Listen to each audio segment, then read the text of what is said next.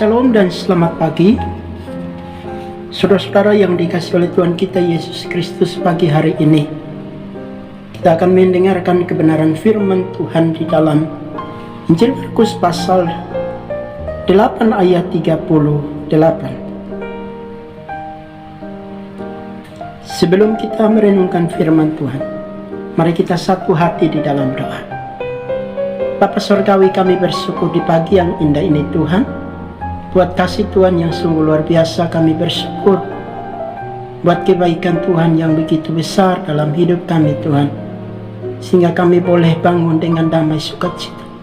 Di pagi yang indah ini Tuhan, sebelum kami melaksanakan aktivitas kami mau merenungkan firman-Mu sebagai pedoman bagi hidup kami di sepanjang hari ini. Mohon kepadamu dan memberkati kami supaya setiap benih firman yang kami dengar, kami baca dan merenungkan, biarlah kami tanamkan di dalam hati kami. Terima kasih Tuhan, berfirmanlah kepada kami. Kami siap untuk mendengar sabda kebenaran. Dalam nama Yesus kami berdoa, haleluya, amin. Saudara-saudara yang dikasihi oleh Tuhan kita Yesus Kristus, firman Tuhan pagi hari ini di dalam Injil Markus pasal 8 ayat 38.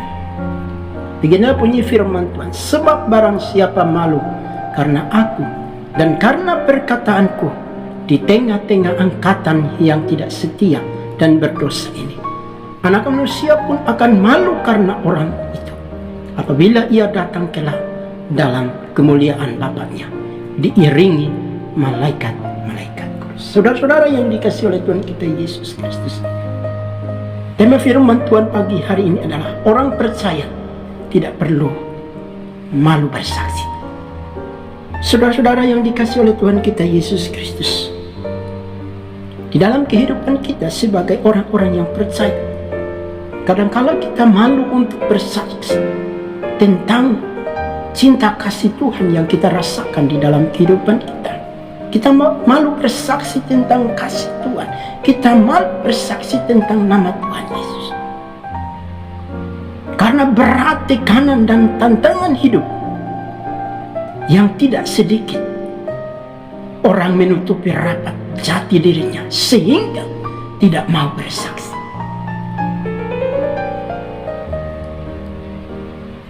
Nah, kita melihat bagian firman Tuhan ini.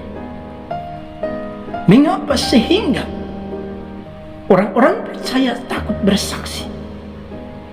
Karena mereka takut dibenci, dijauhi, atau dikucilkan. Apalagi bersaksi tentang Kristus kepada orang lain. Tapi kita melihat di mana Rasul Paulus di dalam 2 Timotius pasal 1 ayat yang ke-8. Di situ dikatakan jangan malu bersaksi tentang Tuhan kita, dan janganlah malu karena aku seorang hukuman karena Dia. Rasul Paulus memberi nasihat dan dorongan kepada Timotius, seorang hamba Tuhan muda yang dipercayakan melayani di jemaat Efesus. Untuk apa? Untuk tidak malu bersaksi tentang Kristus. Tapi kita melihat mungkin ketika Timotius merasa malu bersaksi tentang Kristus, tetapi Bapa rohaninya Paulus yang dimana sedang mendekati penjara akibat memberitakan Injil, sehingga membuat Timotius ini takut untuk memberitakan Injil kepada orang lain. Nah, wajar apabila Timotius sempat kehilangan semangat dan roh, dan tak lagi rohnya menyala-nyala dalam melayani Tuhan. Namun dengan penuh kesabaran, Rasul Paulus terus mendorong dan membangkitkan semangat Timotius untuk bersaksi memberitakan Injil. Rasul Paulus memberi semangat kepada Timotius, tak perlu malu atau bersaksi tentang Kristus. Roh yang membangkitkan kekuatan kasih dan ketertiban. Ketika kita malu bersaksi, di situ kita minta kekuatan datang daripada Tuhan Kekuatan artinya kemampuan untuk melakukan sesuatu. Ketika kita mau bersaksi, apa yang harus kita lakukan? Yang pertama adalah kekuatan. Nah, kekuatan itu artinya kemampuan untuk melakukan sesuatu yang diinginkan. Atau memiliki sifat. Kata sifat, makna, selalu bergerak atau berubah, aktif ke arah dan semakin maju. Kekuatan itu artinya aktif melakukan sesuatu dan maju, tidak pernah mundur. Karena apa? Memiliki kekuatan. Di dalam Kisah Para Rasul pasal 1 ayat 8 itu dikatakan, kamu akan menerima kuasa kalau Roh Kudus turun ke atas kamu, dan kamu akan menjadi saksiku di Yerusalem dan di seluruh Yudea dan Samaria dan sampai ke ujung bumi. Ketika kita menerima Roh Kudus, kita minta pimpinan Roh Kudus, kita minta pimpinan kekuatan datang dari Tuhan, maka Tuhan akan memberikan kekuatan, kemampuan, sehingga kita tidak malu bersaksi, tapi kita diberi kekuatan. Roh kita menyala-nyala untuk mau bersaksi tentang Injil Kristus kepada orang-orang yang belum percaya. Apa yang harus kita lakukan? Minta kekuatan datang daripada Tuhan. Yang kedua adalah kasih. Tanpa kasih di dalam hati kita, kita tidak bisa bersaksi bagi Kristus dan melayani jiwa-jiwa. Apa yang harus kita lakukan? Yaitu hal kasih. Kasih itu adalah kasih agape yang datang daripada Tuhan, mengasihi jiwa-jiwa sehingga kita memberitakan Injil kepada mereka. Nah, kalau kita sebagai orang-orang percaya, kalau kita malu bersaksi, itu bukan kita memiliki kasih agape.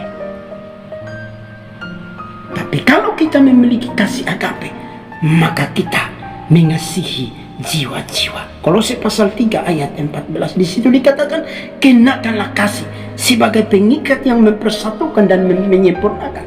Nah, kalau kita memiliki kasih untuk menyempurnakan, untuk memberitakan Injil, maka di situ kita tidak perlu malu untuk bersaksi. Karena apa?